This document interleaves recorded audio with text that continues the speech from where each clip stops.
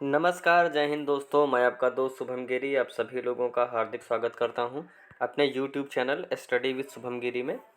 आशा और पूर्ण उम्मीद है दोस्तों आप सभी लोग अपनी तैयारी को अच्छे से कर रहे होंगे। होली वगैरह भी आपने निपटा लिया है। मेरे बहुत सारे भाई बहन दोस्तों आरओ एआरओ की परीक्षा दिए थे, मगर कुछ लोगों की वजह से, कुछ ऐसे लोग जो बिना परीक्षा दिए और गलत साधनों का प्रयोग करके सेलेक्ट होना चाहते हैं, उनकी वजह से पेपर कैंसिल हुआ। और मेरे ऐसे बहुत सारे भाई बहनों का नुकसान हुआ जिन्होंने बहुत अच्छे से मेहनत की थी, कड़ी मेहनत की थी और उनका एग्ज़ाम भी अच्छे से हुआ था। पूरी उम्मीद थी कि वो इस बार मेंस देंगे और सेलेक्ट भी होंगे, लेकिन ये सब चीज़ें संभव नहीं हो पाई और जो परीक्षा थी उसको आउट घोषित करना पड़ा। और उसके बाद चुनाव की घोषणा हो गई और हम सभी इंतज़ार कर रहे हैं कि आखिर हमारा जो आरओ का एग्ज़ाम है वो फिर से कब होगा।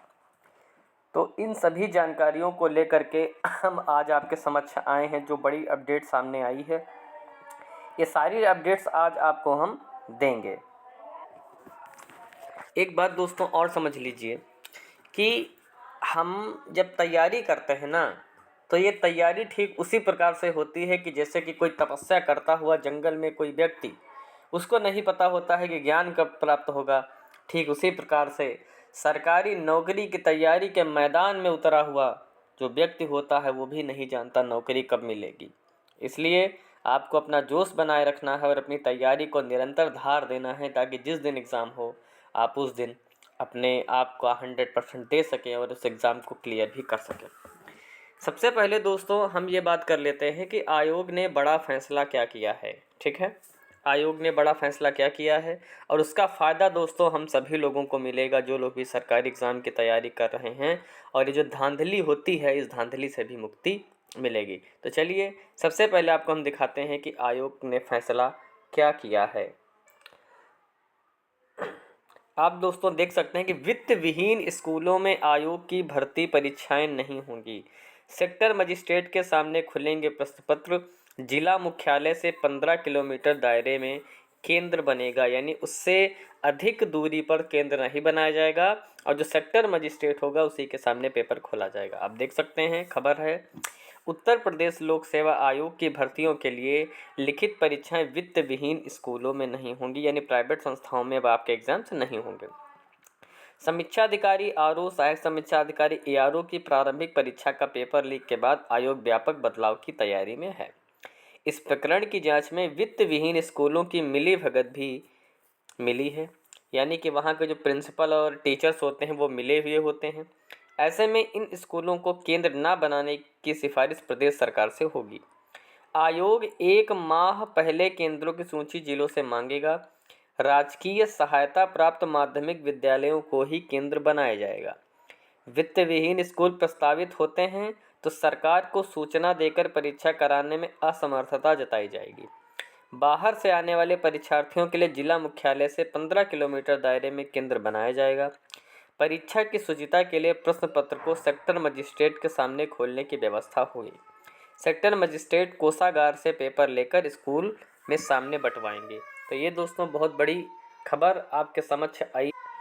तो अगर आयोग ये फैसला दोस्तों करता है और 100% होगा तो ये जो धांधली होती है इसमें कमी देखने को मिलेगी और जो पेपर होगा वो शुचितापूर्ण ढंग से तैयार भी होगा, अच्छे से होगा। और उत्तर प्रदेश सरकार कार्य भी करने जा रही है कि ऐसे लोगों पर नकेल कसने के लिए वो एक बिल भी लाने जा रही है कि जो लोग परीक्षा आउट कराने में शामिल होंगे उनको कड़ी से कड़ी सज़ा भी दी जाएगी। ठीक है, ये तो बात हो गई भाई आयोग ने फैसला क्या किया है। अब दूसरी बात दोस्तों ये करेंगे कि क्या गलती नहीं करनी है। दोस्तों बहुत अच्छा एग्ज़ाम पिछली बार देने के बाद हमारे बहुत सारे भाई बहन निराश हो गए हैं। तो दोस्तों मैं फिर से कहूँगा आपको निराश नहीं होना है। जो निराश हो गया और जीवन में बैठ गया उसने जीवन में कुछ नहीं किया है। इसलिए आपको निराश बिल्कुल नहीं होना है और अपनी तैयारी को ठीक धीरे धीरे धार देनी है, क्योंकि जब एग्ज़ाम होगा तो उसमें वही हमारा भाई बहन रेस में सबसे आगे होगा जिसने इस समय का उपयोग किया है। इस समय का जिसने उपयोग कर लिया वो जाकर के तुरंत तीर निशाने पे लगा देगा।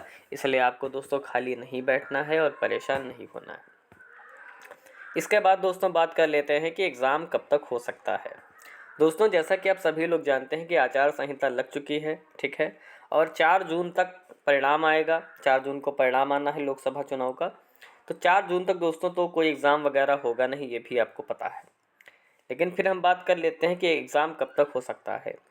तो दोस्तों आर ओ का एग्ज़ाम आपका जून के महीने में कंडक्ट करा सकती है एजेंसी।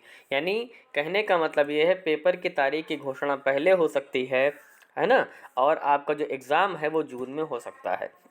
ज़्यादा से ज़्यादा दोस्तों डिले होगा तो जुलाई, है ना। वैसे आप जून मान करके दोस्तों तैयारी करिएगा, जुलाई मान करके नहीं, ठीक है।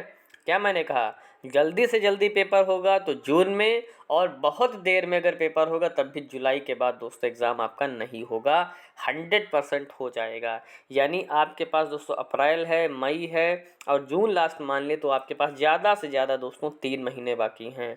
और 3 महीने में आपको भरसक तैयारी करनी है, अच्छे से मेहनत करनी है, आपको अपनी कमियों पर काम करना है।